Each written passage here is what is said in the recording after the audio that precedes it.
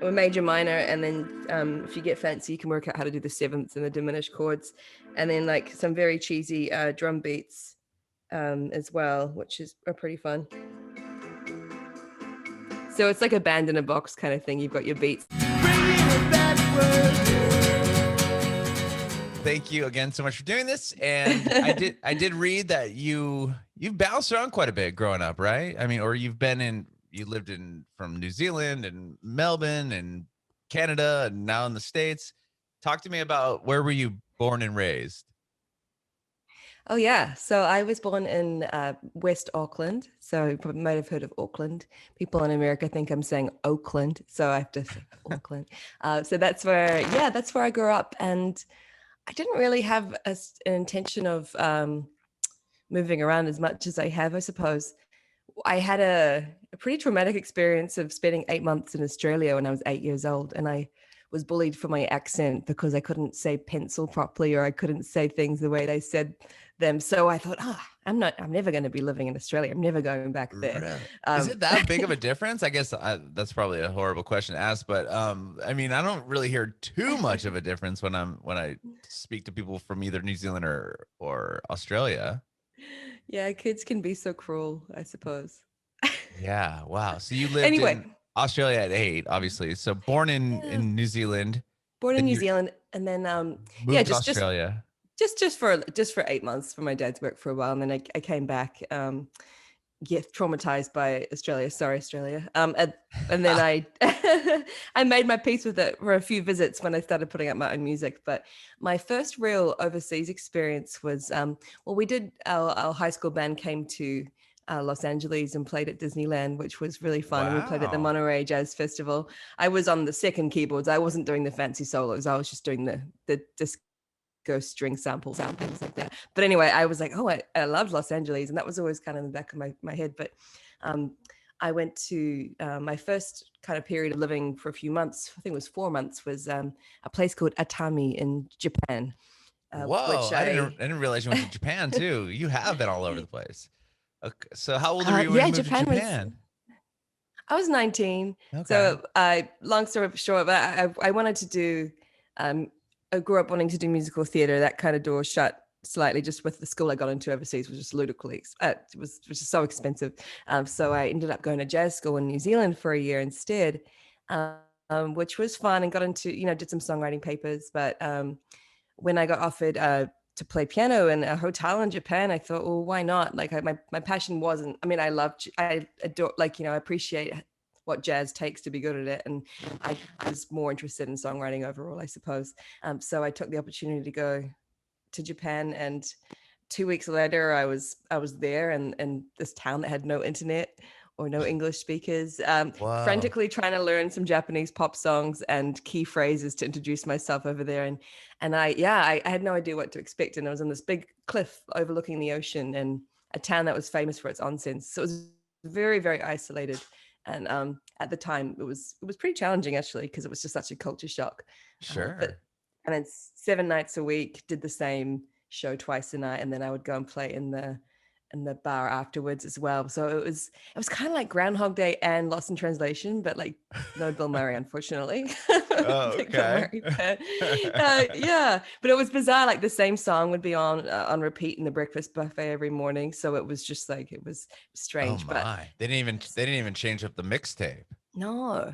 I mean, yeah. So I think some people just tune out with that background music stuff. But for me, it was like this song called Pachelbel's Canon, and I had to do it for a piano exam, or do on repeat. So it was the soundtrack to that 4 months of my life, I suppose. But after that, I guess I had the real drive to want to start playing my own songs more. And so went to London from there for 6 months and started doing open mics and got some gigs.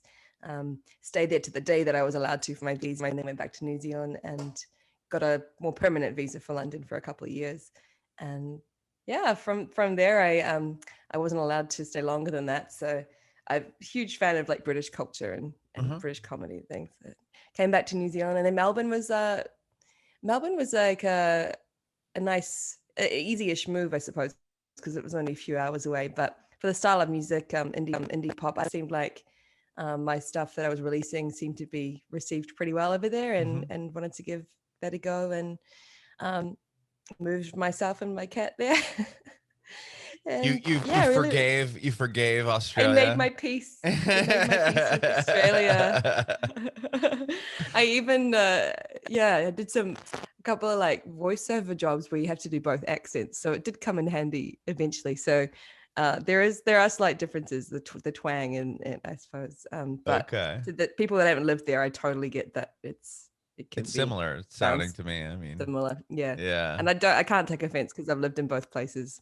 Okay. So yeah, absolutely love traveling, but I wanted to move to Los Angeles for quite a long time. So that door kind of opened, and Canada was just a couple of short residencies at a place called the Banff Centre, which is such a beautiful spot to go and work on your music, surrounded by snow and Wow. wonderful other creative people. Yeah, so love traveling, but never really expected to be hopping around so much. But I am committed to staying in LA for the For a foreseeable while. future. Yeah, I pushed through the last year and a half. I moved there 2 months before the pandemic, so I just Oh thought, my. I Okay. ain't going anywhere right now. Yeah, Yeah. so yeah. That's incredible. Well, I want to elaborate a little bit on some of the things you talked to me about, but I'm curious to know what was you said you played keys in what the high school jazz band?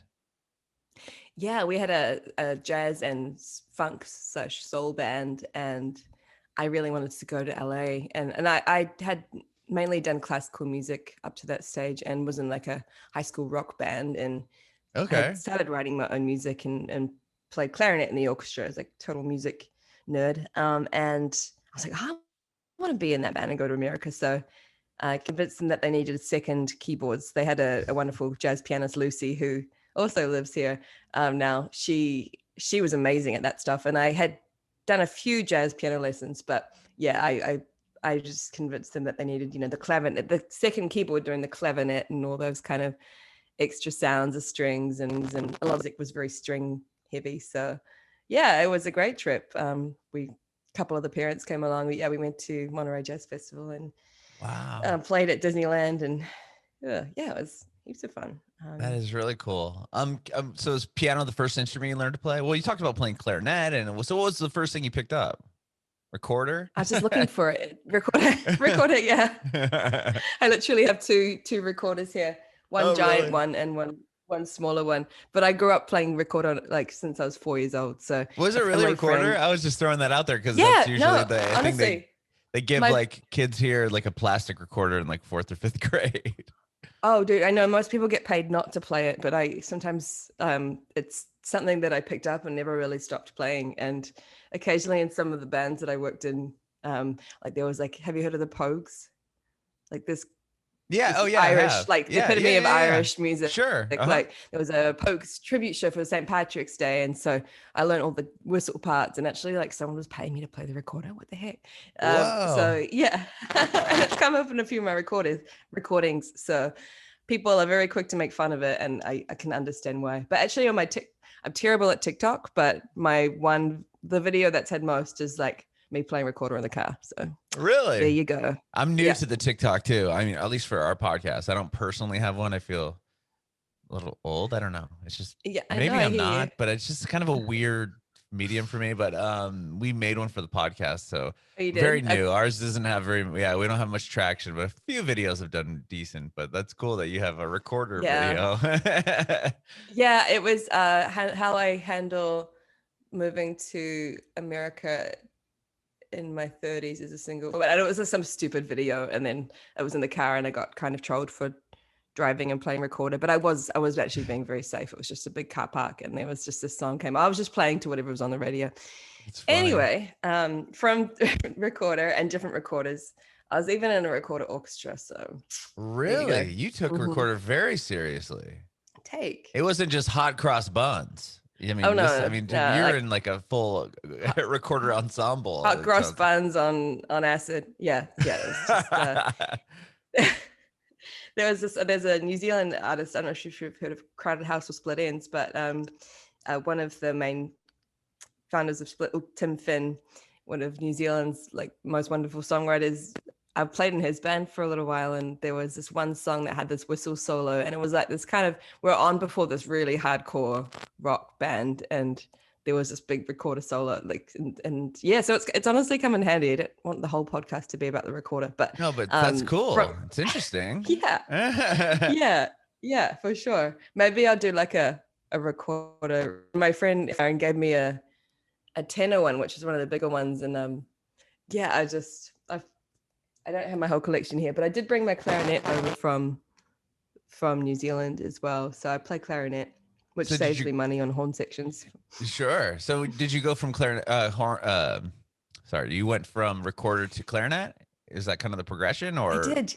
Yeah, okay. I think, yeah. So, this family friend, like my parents weren't, my dad plays a bit of saxophone, but a family friend said that he thought that I had good pitch and to start me on record when I was singing as a kid, like 2-year-old or something, and to go to music lessons when I was 4. So that's how that started. And then from there, yeah, I think I learned clarinet and piano was around the same time, like maybe about 9 or 10 years old. I think it was clarinet then piano.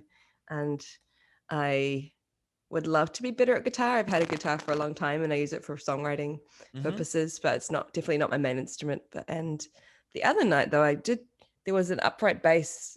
I was playing with an upright bass player, and it was kind of, I was trying to get to the piano, and I said, no, Hugo, I'm going to stop playing this if you don't let me get past. And then, so we ended up swapping instruments, and I hadn't played the upright bass for like a couple of years, and I've never really known how to, but I just played the token song, which is like Fever, old jazz song. And now I really, really want to get one. So we'll see. Watch this space. Sure. That instrument fascinates me because there's no frets, right? It's just, you have to kind of know. Yeah.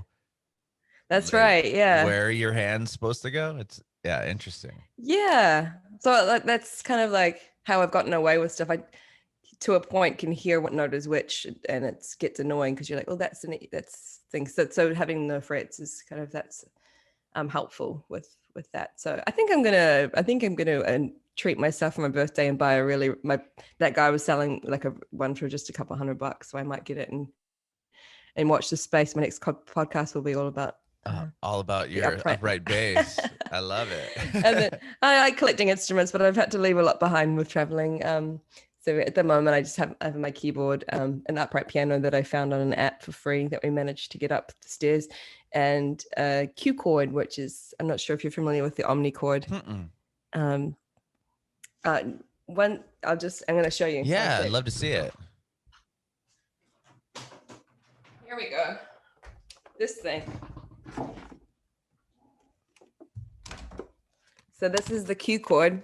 Oh, cool. Those who can't see it, it's how would you describe it there? It's hard to describe. It almost futuristic. Yeah, it looks like a keyboard, like a legit like computer keyboard, like a gaming keyboard. And then we have. So what each button does something? Is it like programmed? Yeah, so we have a lot of different chords here. We're major, minor, and then if you get fancy, you can work out how to do the sevenths and the diminished chords, and then like some very cheesy drum beats as well, which are pretty fun.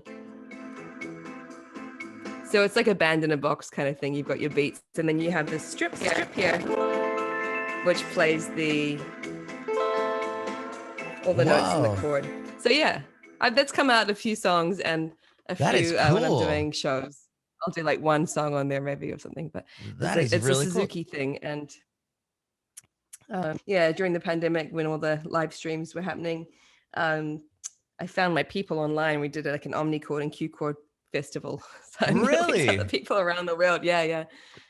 Still gonna find the recorder equivalent, but that is cool. I'd never seen one of those before, and that's fascinating how much you can really do with that. I mean, like you said, it's like a one instrument band. There's a very Tim and Eric-esque instructional video, mostly people in a retirement home going, oh, this is really easy to learn. I can play this. That's cool. This is an instrument for everyone. So don't be intimidated by all the buttons.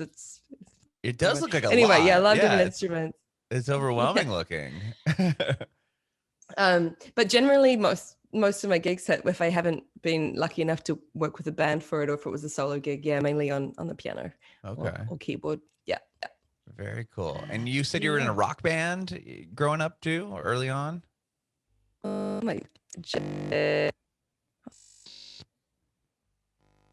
Did you lose me? Are you there? Hello. oh no. I can hear you. You can't hear me?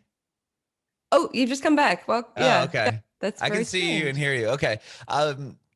Awesome. I'm glad we're back. I was curious. You talked earlier about you're in a rock band growing up, or earlier on you're in a Um, yeah, high school band. high school band. One of my friends, Alistair Deverick, who I've known since I was 4 years old. Him and some friends were rehearsing in the afternoon, and I'd just finished orchestra, and they were playing, and I sat down the piano and started like jamming with them, and then they invited me to be in the band, and I was around 14 then, and we were a band for probably about like 5 years, maybe. Wow. And would you do like local Yeah. shows, talent shows, stuff like that? Yeah, we did. So we would bring our parents along and play in a lot of dodgy bars. Really? And I don't Dodgy know if bars would it's, hire 14-year-olds yeah. olds. That's that's pretty surprising, to be Well, like I honest. guess my singer looked a bit older. I don't know. Like He looked about 17. yeah, maybe it was like around, maybe that was around when I turned 15, but definitely been playing bars since then. Wow. With the contrast of playing music at church growing up as well. So it's all like I'd be playing till 2 a.m. Saturday night, and then get up and play in the church band when I was about, getting there at 7 a.m. and very Whoa. different environments. But yeah, that band was called Valez, and I wasn't the main songwriter, and it was guitar, bass, drums, and myself on keyboards. And it was a lot of fun. I wasn't the main vocalist. My good friend Hayden was a very clever songwriter and amazing singer, and so I did the backing vocals and would occasionally do a song. Okay. But yeah, we played in a lot of bars throughout those years, and bless our parents, they would come along out of necessity for those until we're 18. So drinking is 18 in New Zealand. So yeah, and then we played at some festivals, and yeah, we definitely had an album's worth of songs. I think we released a CD in one of the later years, and yeah, just sort of everyone went in different directions after that. But I definitely am grateful for those experiences and learned how to deal with hecklers really young, I guess. Oh, as well. Were people nasty to you guys that early on? I mean, Not at a young nasty, age? but just like playing in bars is can be rough. Like, I don't know. I think it was just the sort of the times and also the areas where we're playing in. I'm from West Auckland, and a lot of those bars can be pretty rough. Really? Okay. Yeah, maybe less so now, but at the time, this is yeah, I would say that this is almost like 15 or 16 years ago.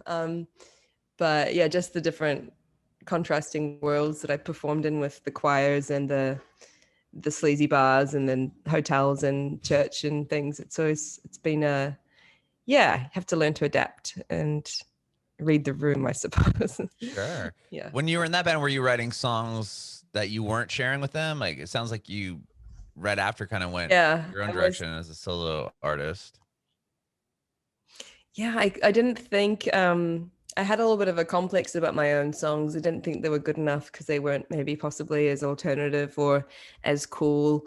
Also have a lovely brother who was very involved in the indie music scene in New Zealand, and I was so worried about if my songs were cool enough. Oh, sure. And yeah, so I was like, oh, they're not too poppy, or like I just very self-conscious about them for a few years. And the singer heard one of them I was playing once, and he really liked that one, so I would do that one in our set as well.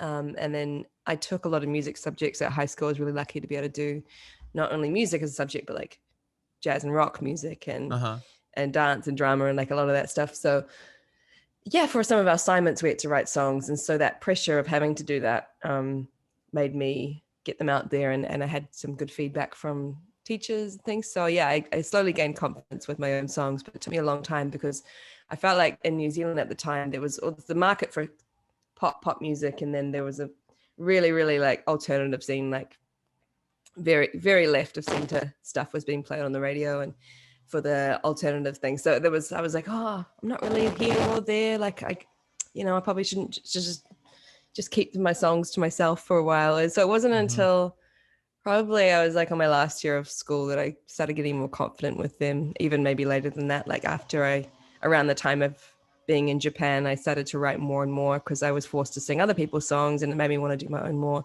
So London was where I really started doing Your open own thing. mics a couple of times a week. And and learning that it's okay not to be one way or the other, or if you don't quite fit into a box, because there's other different kinds of markets. And that was one of my reasons for moving to Melbourne. I just thought there was a lot of music in that sort of world that's in between the indie and the pop stuff, I guess.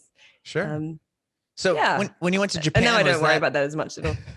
Did you go to Japan? I can't remember. Was it for school or because you're obviously playing music? What did you go out there for, and how did you get there? I was I was at jazz school at that time.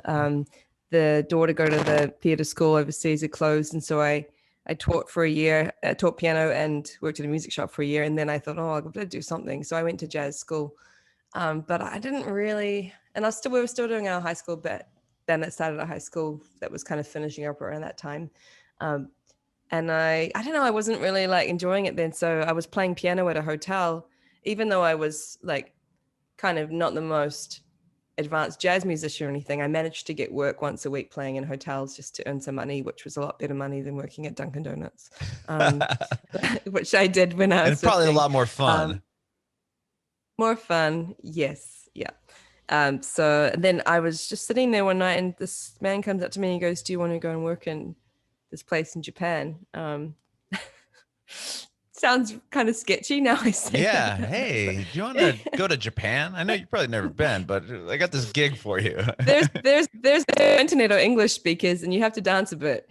Right. Oh, okay, yeah, sure. 2 weeks later I was there. Yeah, well, my parents were very cool in hindsight about all that stuff. And I quickly got a visa for Japan and just had entertainer on there and went over to work singing and playing piano there in a hotel. That was the one that was in the middle of nowhere sort of thing, and over ocean. And I had so much downtime because I wasn't really able to go anywhere, and because the gigs were literally 7 days a week, the shows, and for 4 months, so it was really hard to get away and explore. Tokyo was about 3 hours away on the Shinkansen, on the bullet train. So even then, once you get there, I'd only have an hour or two, and then have to come back. You have to come right back to and it's on this huge show. cliff. It's called New Akko Hotel. If you looked it up at the time, the first thing that came up on Google or was even Ask Jeeves back then. Gosh, see, this is why not on TikTok. I'm talking about Ask Jeeves. I know. I remember I used to ask Jeeves. What did you ask him? Just, the same questions I now ask Google. We moved on. That's funny. So to actually there were 2 computers in the whole town, and you had to walk up this huge cliff for 30 minutes. And there was always this man on the stock exchange, this elderly man who wouldn't get off the computer. I was like, ugh. But so I would check my email like maybe once every 2 weeks and try and report back to my parents saying I was okay. Oh wow! Yeah, so they weren't able to contact you aside from email. It sounds like, and you have to occasionally on phone calls dial on. There was such an ordeal trying to get to me because no one spoke English on the phone, even in these. So I think it's advanced a bit more now. I went back in 2016. That would have been like 11 years later or something to go and visit that hotel again. Just like I visited Australia again. I like to face my face. And then they have Wi-Fi there now. And that's good. But they still have the same kind of format. And that work has been out there. The hotel work and playing on ships and that thing. That's always been there. And I've really had to kind of use, and I really had to, if I had an album or something, I needed a certain amount of money for promote. These were playing whatever and just work purely through those contracts, and then okay, I'm going to use this money for my stuff. But it's definitely not a bad life, and it's a very interesting one if you do go down that path. But for me, it's like I've cared about my own original music far more. So that's kind of helped me get through those things. But it can be tempting because you can earn quite good money, and it's comfortable. You get to travel, but it's not a world that I want to commit to full time now. But saying that, I did do a ship to get my flights to LA for my permanent move here. I got my visa approved, and that was so expensive. And so I thought, oh gosh, now I got my visa, but I got to get over there. And coincidentally, I got an email from a ship being like, "Do you want to play on the ship for 5 weeks? We'll pay for your flight to LA, and we'll, give you some money." So I took my Nord, my guitar, and my 2 suitcases on this ship, and then after that, I started my life here after a few visits. Making sure I wanted to go through that with the artist visa here. So wow. And now you're here. And then you said you got to LA right before the pandemic hit. I did. It was January the 4th, 2020. Okay. Well, I want to back up real quick because we never got an answer to your thing that you said if you Googled this or asked Jeeves about this hotel that you worked at. What was the first thing that came up? You didn't tell us. Creepy hotel in Capitals. Oh, really? So it was creepy. It was very Lynchian. It was beautiful, overlooking the ocean on this cliff. But it had these really old chandeliers and lights that didn't work, and it had a kind of strange smell sometimes. And it was a traditional room, so the mats, we were sleeping on mats in the room, and just staff that would come up and say something to you and just walk off, and you just have no idea what they were saying, just kind of random things. But I had come from a pretty, comfortable place socially in New Zealand and with what I was doing, and so it was a huge culture shock for sure. And I developed quite a lot of anxiety, to be honest, there, just because I didn't really have anyone to talk to. But and the music and things were, it was the same. Everything was on repeat, so I just kind of went a bit nuts. But I did do a lot of journaling as well, and tried to make as many friends as I could with just a couple of, I tried to learn some Japanese quickly. I still remember how to introduce myself and to say that I'm vegetarian. So all the key things. Yeah, those are key. Make sure that they don't give you meat, and let them know who you are. Yeah, that's good. That's right. And I learned how to, I learned a Japanese pop song with actions that we would sing at the end of the night. And danced to Japanese version of Livin' La Vida Loca. That's cool. Well, to a bad MIDI file, and that was that chapter. But not to say I'm not grateful to the guy that booked me, if he's listening to this, for that job. It was just very. I think they'd be the first to say that it was a very unique place, and that sort of work is definitely out there. I could have stayed another 6 months, I think, but I just had to say no to that and start doing music that was closer to my heart. Sure. Not to say that somewhere out there from American Tail isn't close to my heart, though. But yeah. But that all started when you moved from Japan to London? Yeah, I moved to London, okay. But I didn't have a visa, so I was just sleeping on couches, playing open mics. Ended up getting a job at this electronic music club. So I would start at 10 p.m. and work till 10 a.m. there for £5 an hour, because I didn't have a visa. So it was just this illegal job that I did I wanted to stay 6 months to the day, and I did that and made some friends and was, helped out by some of my brother's friends who let me stay on their couch, and I met some great people. And then I had to go back and get a visa to come back there. So I did that on a 2-year visa for London. And When did you put out you have a record that came out in 2011. Where were you at when that album came out? Oh yeah, that was, I was in Auckland. So I had come back from London, had to come back a year earlier than I anticipated, just because of some of the things that were going on back in New Zealand that I needed to be there for. And so that record was after that. So I had a couple of years back. I came back in 2007. Oh my goodness, saying that, it's like, wow, 2007. And then I was in, did a couple of EPs, and then, that would have been 2008 or 9 actually. And then, a couple of years in New Zealand, and put out my first full length album in 2011 at a working at a studio called The Lab in Auckland. So that was an album where I'd saved up and I hired a band, or my friends. I had a very, very talented band, and worked on that album for a couple of weeks at that studio. Wow. And yeah, learned kind of a bit more about recording that way. Like, oh, I should have recorded the band before the piano, or I want to redo this, and I really should have been a bit more organized before I went into the studio because it's not cheap. Like I learned lessons that way. But yeah, I was happy to have that out, and still remember that album release because the PA blew out halfway through. Oh my gosh, where was that at? Was it like one of my? Was it in That was in Auckland? Auckland. Oh my Yeah. gosh. So But tell me luckily about we were that. next to like Were you playing a club and it just gave out? Like what happened? Yeah. And there were a few hundred people that came down, which was really lovely, and a few songs. And the sound guy, my friend Ricky, was so upset because he was trying out a new desk or a new thing, like a digital desk, and it just like blew up. But it made me try and force my improv skills on, in terms of like keeping the audience entertained. There was about half an hour, I think. And luckily we were next to a school called Mains, which is an audio school, and had access to another PA system. So it was kind of exciting. It was like when the power goes out sort of thing, but it was also terrifying because I'd put a lot of work into that and had a lot of special guests, and the band was there, and I had a billboard for it. I was like, oh wow. But at least you were able to, but it's something you'll never forget, right?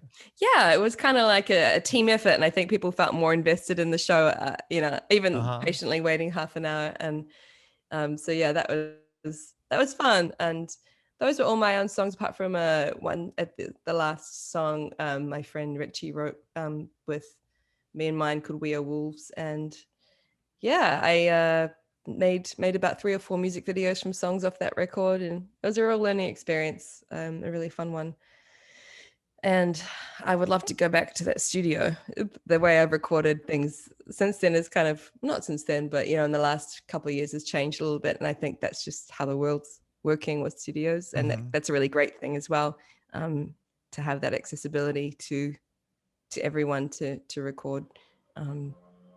Yeah, because you can really record it anywhere right nowadays if you have a computer and look at us right software. now. I mean, right? Yeah, you could record a record right here. Was that? Tell me about this new album. Was this something you had recorded, or not recorded, but maybe written prior to even getting to Los Angeles? Oh, so I came to America a couple of times, and one of those times I'd got my publishing rights back around that time, and I went to a conference where they do a lot of meetings for people that are involved in sync licensing and things. So I went to this conference in Hawaii, which was the most beautiful setting for a music conference. Yeah, that's pretty cool. Not surprising to hear that, I'm sure, but it was really lovely. And I met one of my now main collaborators, Rob Kleiner, there, who was a mentor there, and he lived in LA. So on a trip to LA, I think I spent 3 months here in 2019 just to make sure, sure you want to go through with this 3-year visa, and just to kind of connect with other songwriters. We did a couple of tracks, and the second one I wrote with him was a song off this EP called Clear History. So that was that would have been in 2019 that I had that song, I think. And we continued to write remotely. And when I moved here, we did some more songs. One of the songs, the first song we ever did, Tragedy Boy, that was not on this EP, but that was on a show. So I released that as a single, and I think I'm going to put it on another recording after this one. But yeah, that was the only one I had before the move to LA. The others were all here, actually. Tell a lie. There was a song I wrote at my dad's place while I was back in New Zealand that same year, 2019, doing a musical called Once. I got to tick off my being in musicals. Oh yeah, you got to be in. It was like a show, right? Bucket. That's cool. Yeah. So I wrote that song like in my dad's little spare room on my laptop, and had that one sitting there for a while. And I was like, oh, I don't know if my own recording is good enough. So I had a couple of goes at working on that song with other people, and then I just kept coming back to my demo, thinking that I liked it the best. But and then I gave that to Rob, and he just kind of amped up the production a little bit and just made it so, to be able to go on the EP with the rest of the songs without sounding too different. But yeah, that collection of songs I just put together because I wanted to do a full-length album, but just with everything that had gone on over the last year, like I was pretty stuck visa-wise. I couldn't work outside doing anything other than music, and I had 2 months to find that music work, which I did, but then that all just dropped off. So found some piano students on Craigslist, and I tried to do the best I could and hosted piano karaoke online to strangers on Instagram, and would play piano while they would sing. And the delay. That's cool. You think this delay is bad? Like Instagram Live, when you're trying to do a song together for 3 hours, 3 times a week. I don't recommend it. Oh, wow. Okay. But I was like, oh, I've got to do this. It was like a night that I ran in Australia and New Zealand. And I'm sorry about this mowing that is going on. It's all right. The apartment next door. I get it. I'm from Southern California. I know how that is. They always, and they use those blowing things, which are the most useless thing. I don't know who created those, like, but hey, it's like, why don't you just blow some dirt around? Like, sweep it up. Let's go. Like, I don't know. Anyway. Like, hey, I know that you have an interview at this time, and I am gonna do whatever I can to just make that a little bit inconvenient. Oh, you said your interviews at this time? Okay, I'm gonna make sure I'm outside blowing dirt. Exactly. It's all good. Yeah. So you're anyway, sorry. So you made it to LA in January, right before the pandemic hit, and then I mean, did you have big plans to was there a big rollout for this record that was kind of all I didn't even plan on putting or what happened there? I didn't know how long the pandemic would go for, and I did a couple of shows and before that, and got a couple of regular gigs, but I was just I put out a couple of singles during the pandemic, one with the obligatory music video of everyone doing something across the world, putting it together in a music video. You know what I mean? Everyone was kind of doing these heartwarming little clips. No, and I still really like it. That was called Show You What Love Is. And then I put out I got a cat during the pandemic, something that other people probably have. I got a dog during the pandemic. Oh, you did? What's your dog called? His name is Sky, like the sky. Sky? My family, we adopted him, during the beginning of the pandemic. And it was so bizarre because they just pretty much, we got him from a, adoption place, but it was like we drove to a pet store, like out in front of a pet store, and they were like, okay, here he is. And then my wife's like, yeah, we want him. Here's a check. And they're like, really? That you want him? We're like, yeah. And they just let us take him home. Like no process behind it, which was great. And we love him. He's a great dog.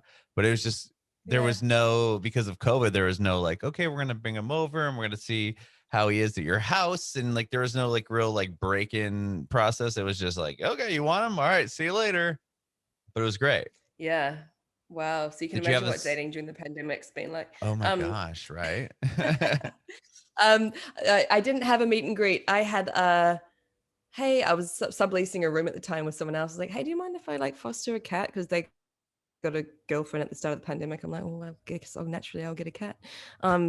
So I fostered this cat called Iris, and I had no idea. They were like, she's an adult cat and she is on heat. And I was like, all right. So I did like a Zoom on how to foster a cat. So I had a cat for 20 years. That's why it took me so long to move to LA, basically, because I would have just been living my life here full of guilt if I left it behind. Sure. So 20 gave it a few years. That's a good cat. Yeah. Okay. Wow. I tell a lie. I think it was like 19 3/4 years. Okay. We ran that. Still, it's not 10. For story's sake. I mean, wow. Yeah. She's 30. Yeah. No. So I had this cat, and she's so cute. And once she just put on an Uber to me because I didn't have a car at the time. So this cat was like Uber to me. So I'm like, your cat is on the way. And I was like, oh, okay, cool. Oh my gosh, that's hilarious. I could tip the driver extra. Your cat is on the way. Yeah. That's and awesome. Then she got out, and I was like, she just looked at me and she was like, meow, and just like was so sweet straight away. But also on heat for 2 months. So just poor cat. There was nowhere to spay her because it had to be done through the foster protocol. I wasn't allowed to just go and spay her somewhere. And anyway, so she's fine now. And she was only 1 at the time. She just had kittens. So then they started asking like a month or two later for photos because they wanted to find her a permanent home, and I was like, oh, what email? Sorry, I didn't get that. And eventually was like, I don't know. Hopefully I'm just going to decide that I'm going to make it work here in LA, and I'm just going to keep her. And I have done that, and she's been great. But anyway, I did a music video inspired by her, because she was just obsessed with squirrels and kept staring. So I put on squirrel videos, and she's just like hypnotized. So for one of the songs, Clear History, I made, downloaded a free trial of a pro, I think, and tried to figure out how to use it, and just made like a homemade video with me and Iris. And of course, I forgot to cancel the subscription, so now I'm paying $30 a month for something I don't really know how to use. But it's on the list of things to learn. So yeah, that was my cat Iris, and she's my pal. And I'll have to look for a photo of Sky on TikTok. You'll find him. He's on the Instagram, I'm sure. Yeah. Cool. So anyway, and then the other songs just came about when I was able to carefully record with Rob. And another one was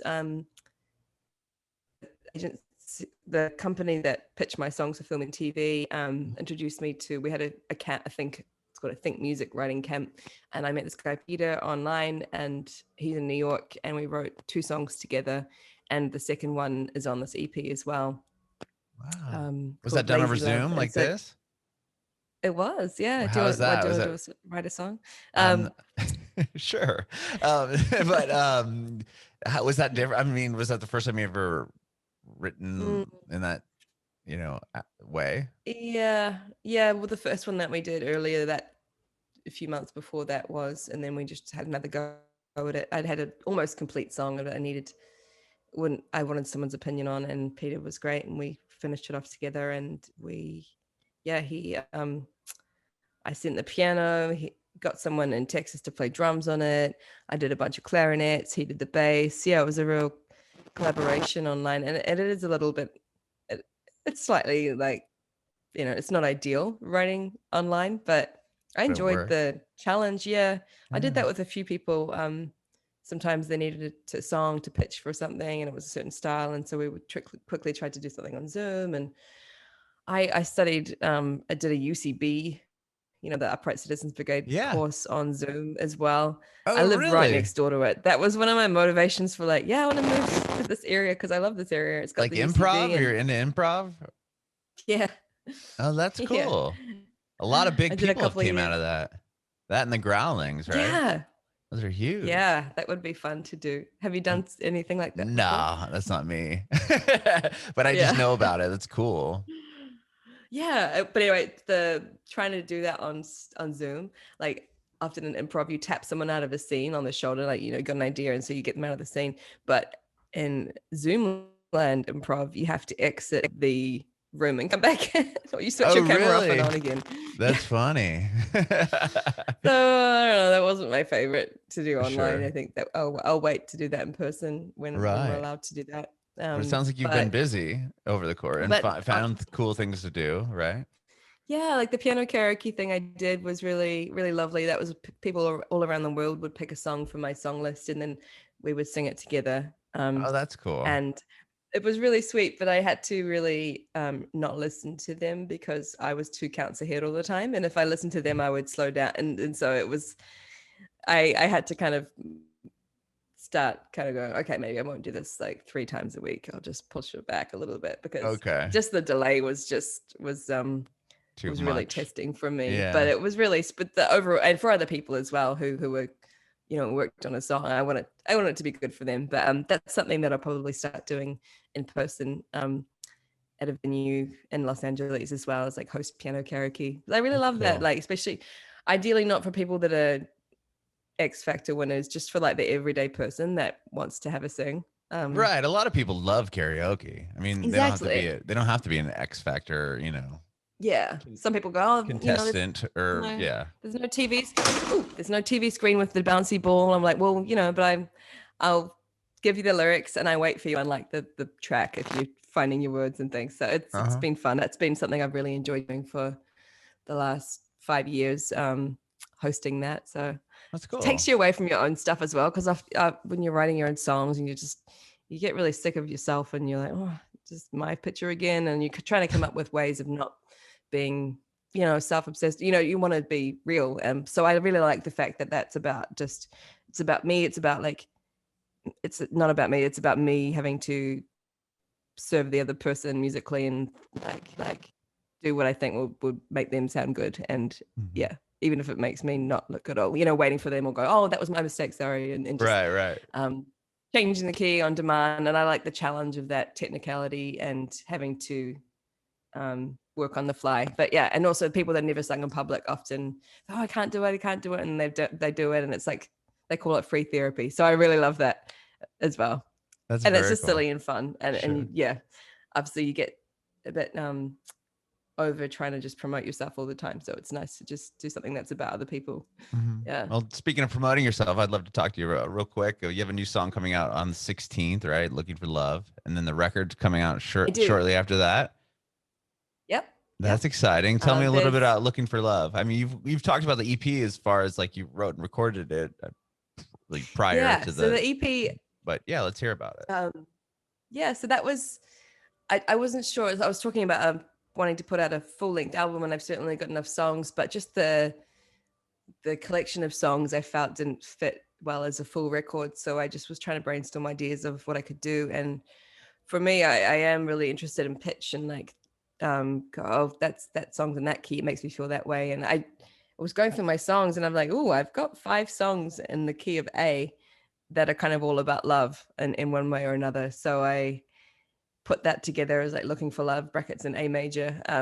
You know, because a lot of classical songs, which I grew up with, would always name the key in their songs as well, you know, symphony and D. So yeah, that kind of stuck with me. So I just thought, yeah, it was kind of seemed to fit. And that Looking for Love song I wrote with my friend Rob and Kevin, who were in a band called Tub Ring from Chicago, kind of like punk rock stuff. Rob works a lot in pop music as well, but he's very versatile and has a lot of different tastes. So we wrote that song together, and it was about kind of like half me and half observing, not really me, but people just observing the dating scene in LA and how, you know, it can be almost like fast food in terms of like, just, okay, that was interesting, now what? Or like, what's next? And well, that person's eyebrow was a little bit like, you know, funny or whatever. And just how it's so easy to just kind of dismiss things and things, and how we think we're looking for something special, and then you kind of have a hint of it, and then you're like, oh, I don't know, FOMO and things. And so I made a music video for this, just full of public domain drive-in footage, because I started working at this drive-in, and I remember going on a date and I really wanted someone to take me to the drive-in, and they just like dismissed the idea. Because, you know, it was like kind of an American thing and I wanted to try it, and there was nothing to do during the pandemic, but that was one thing that you could do that was safe. And I was like, well, I guess I ended up working at one part-time, because they were willing to say it was a music job, because it was a music job. Okay. Sure. And anyway, that stuck in my head, and so I put all these like a compilation of old concessions, dancing, you know, like Let's Go to the Lobby type things, and people eating fast food, and the Looking for Love song. So that's the music video. It's like a lyric video with bad karaoke lyrics down the bottom. So yeah, I really like that song. It's a fun little one, and it's kind of a little journey. So, you know, going from being optimistic and looking for love to kind of having a taste of it, and then going, okay, is this right for me? Or is this person right? Or not being treated very well. Oh, this person actually has never asked me a question. That's in the lazy love song. They've talked about themselves all the whole time. Well, that's how I feel about right now, this situation. But hopefully, you know, no one cares about what I have to say. Trust me.